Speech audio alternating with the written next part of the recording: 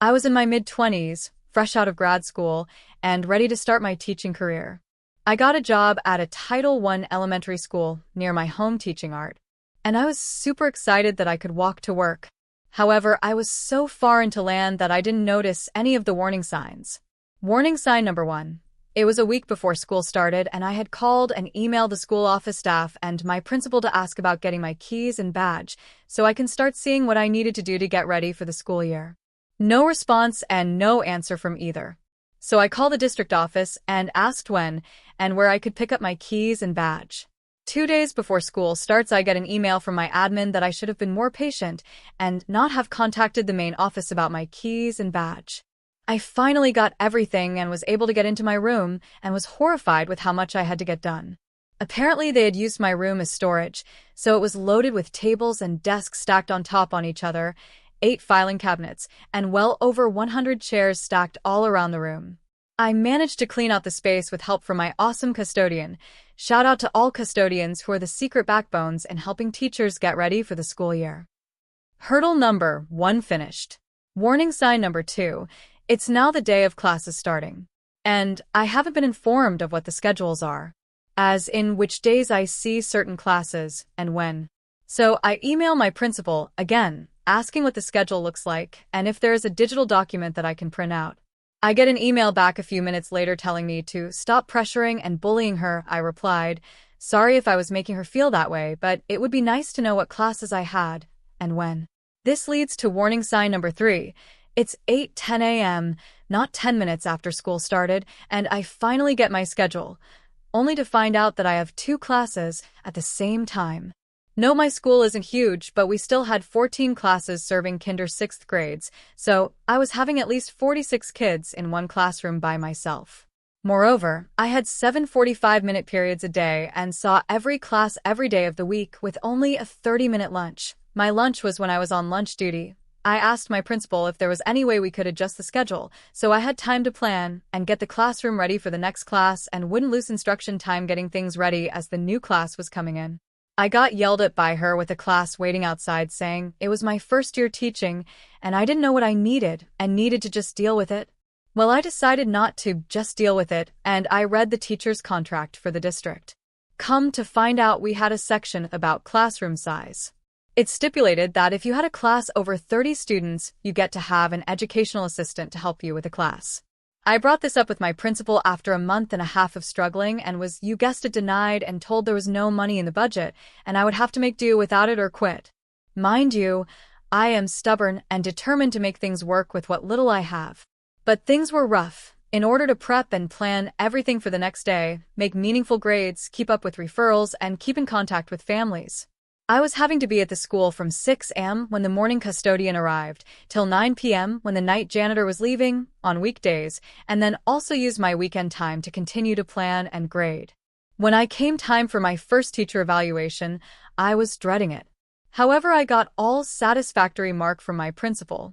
I was shocked. Little did I know this was a plan she had all along. A few more weeks go past and I've had it. I talk with our union about the double classes and say it's not sustainable and a classroom my size can't safely fit more than 30 students, let alone 46 students. And they said they would handle it, and other few weeks go by and nothing. It's not the week of Thanksgiving and conferences are over and I get to not worry about anything for 2 days. So I decided to go to a potluck dinner with some old friends of mine. So here's the best part, and maybe the part that saved my career, and even maybe my sanity. I was talking with one of an old acquaintance and his new husband about what teaching job I landed and how the school year was going. I let it slip that even though my students were amazing and had such creative minds, it's frustrating to me that I don't have the time to give to them that they deserve, and with 2 classes at once it's hard to get around to everyone in the class in just 45 minutes. I noticed the husband raise his eyebrow and asked me what school I worked at. So I told him, what harm could it do? Ladies and gentlemen, and everyone in between. Little did I know I was talking with my principal's supervisor. I found out the next Monday when my admin stormed into my room at 8:05 a.m. to scream and yell at me, threatening to fire me and make sure I never work in education again. I was shocked and confused at the time. However, later that week at our staff meeting, we talk about a change in the schedule and how only on class would be in my class at a time for an hour now, and I would only see them twice a week instead of all 5 days. It was magical. The kids were happier, I was calmed, was able to help each individual student if they needed it, and was able to plan enough throughout the day so I could leave at 4 p.m. Sad to say, my happiness didn't last forever. I noticed my principal stalking my room and coming in nonstop to observe me. It was awkward. I also had a few of my very extroverted students come in quiet and unable to focus in work, but when I asked them if everything was okay, they would burst into tears and say, "I don't want you to go." Being confused, my response was always, "Oh, student name, I Jave absolutely no intentions of going anywhere. You are all the best students a teacher could ever ask for." Which would cheer them up for a while, but then they would come in next week upset again. It all clicked when the day before we left for Christmas break, my principal came into my room with one of her minions, who was out building union representative, to tell me I was being put on a teacher support plan. This plan was to evaluate whether or not my contact with the district would be up for renewal at the end of the school year. I was shocked, and my union rep just snickered and walked away giggling with our admin. I felt sick and abused, unable to feel any emotion. It wasn't until I got home and read when this plan detailed was I seeing red. I had hit my breaking point. This is when I started to formulate a plan of revenge. Some things to note: our principal liked to come into school whenever they felt like. She would be there anywhere from 7:45 a.m., our actual contract hours, to as late as 9:30 a.m. She once showed up at noon without telling anyone. I also knew that she had kept renewing a certain after-school care contractor that wasn't free to families, but they got money from district to offer it for free. I also knew that this person running and after-school care was dating and living with our principal. So during winter break, my acquaintance and his husband called and asked if they are free to get drinks over the holidays. I love a good cocktail, and I needed some hard liquor. When we met up, I wanted to talk about anything other than school stuff. I just wanted to keep my mind off of school drama.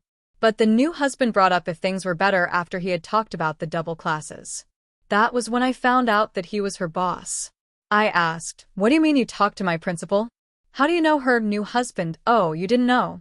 I'm the supervising administrator for that cohort of schools." My jaw dropped, and I started to hyperventilate. The husband was startled and asked what was wrong. So I told him everything. How she yelled and threatened to get me fired, how she put me on the support plan, and how she just kept observing my class without notifying me. His face went from a concerned look to surprised Pikachu face to red with anger.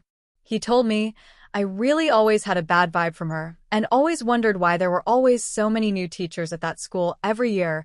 What else can you tell me about what's going on?" I hesitated to tell him everything, but my acquaintance told me not to worry. He had seen this look before, and that we were on my side. So I told him everything I knew. They both just sat there awestruck, unable to speak about what they were hearing. Anyway, after break is over, I am dreading coming back into my class, but I don't want to miss seeing my students. So I push on. I am walking in the hall to my mailbox, and I see a few of my students that had cried and told me they didn't want me to leave. They ran up and gave me the biggest, longest hug ever, saying, "You're here. You're here." Me. Of course I'm here. I wouldn't leave the best students ever. Now would I? Students. But principal said you were going to leave us because you didn't want to be here, and we should give you trouble before you left. Me. Trying to hold my rage. Oh, maybe she talking about how I was leaving for visit family over the break? No need to worry, I'm still here. Yes, y'all, this wretched woman tried to purposely make kids misbehave in my class to write me up for not having good rapport with my students. I was beyond livid. So next time I have class with that student, I asked them if they could make a comic book of the conversation they had with my principal when she told them I was leaving, and make an ending he wanted. Phase 1 started.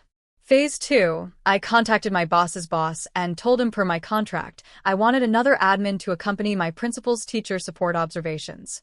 And I wanted it to be him. He said, absolutely. But not to tell my principal just yet.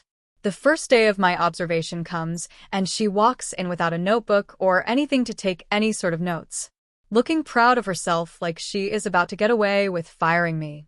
She is shocked and confused when boss walks in with a laptop and sits next to her and starts typing notes about how I'm doing. She stumbles around and comes to ask me for a notepad to take notes, and I tell her I don't have an extra notepad, but I so have some poster paper. We were making movie poster of a movie we would star in to go without comic books. And that I hope you can be better prepared next observation as to not disrupt my class and take time away from their institutional time. Boss just smirked. Phase 3. I was now calling my new best friend her boss's boss whenever she was late getting to school, and he would do a random stop by if he was close. So he was able to document that she was not showing up to work on time and not submitted the paperwork to have it be taken out of her leave minutes. Overall, we get he at least 2 times a week for a solid month. I think he even asked someone from HR to come to our school to see for herself at 9 a.m., and she still wasn't even there. Now time for phase 4, which was my favorite one. Getting the parents on board. I first started talking to parents that seemed to always be late picking up their students. I would chat about it, and they said it was hard to get there on time, and they often had to leave early. And when I told them about our aftercare, they would tell me that it costed too much for them. However, I would inform them that since we are a Title I school, that after-school care was free and paid for by the district, and gave her a nifty flyer I made up with the website to fill out the forms and which ones to fill out. This made word spread around to parents paying the contractors directly that it was supposed to be free. And boy, was that a fun PTA meeting to go to. I also made sure the principal knew it was me that informed the parents about that free after-school care program. After this, there were countless investigations at our school, with head administration from the central office stopping by our school. Auditors and our union finally got involved and tried to play the heroes victims of this incident. The outcome? The second half of the year was very chill. My new best friend made sure that my teacher support plan was taken off my teaching record, and my principal was not allowed to do my second-term evaluations, nor was she allowed to do any informal observations. The after-school care contractor was fired and taken over by one recommended by the district, and my students were making amazing strides in their posters and comics. At the end of the year, when we were getting our assignments, jobs, for next year, my principal made one last attempt to get me to leave and told me our budget doesn't have the funds for an art teacher next year and that I might want to see employment elsewhere. I laughed in her face and said, "Nice try. My position is paid for by a state bond and isn't affected by your budget from the district. If there isn't anything else, I'll be leaving now," and walked out. I could hear her slam her desk and swear up a storm as I closed the door. At the end of the year, I had my one student share his comic book about how the principal told him to give me trouble in class, our school's talent show, leaving the already pissed-off parents more pissed that an adult would tell a child to act in such a way. I even think she had a shoe thrown at her when she ran on stage to stop him from finishing his comic. To the surprise of no one, the last day of school, she announced on the intercoms after students had left that she would be resigning from our school to move to a different position where she was needed and that she would miss almost all of us. I came to find out after stalking her on LinkedIn 2 years later that she had to get a job out of the district an hour drive away to get another admin job, but only stayed for a year and then had to step down to teaching English at a different school in another district the next year. And for those of you wondering how my students' comic book ended, well, the art hero rallied the students against the angry principal to make her see the errors of her ways, but the angry principal could not become happy, so she left, and the power of happiness filled the school once again.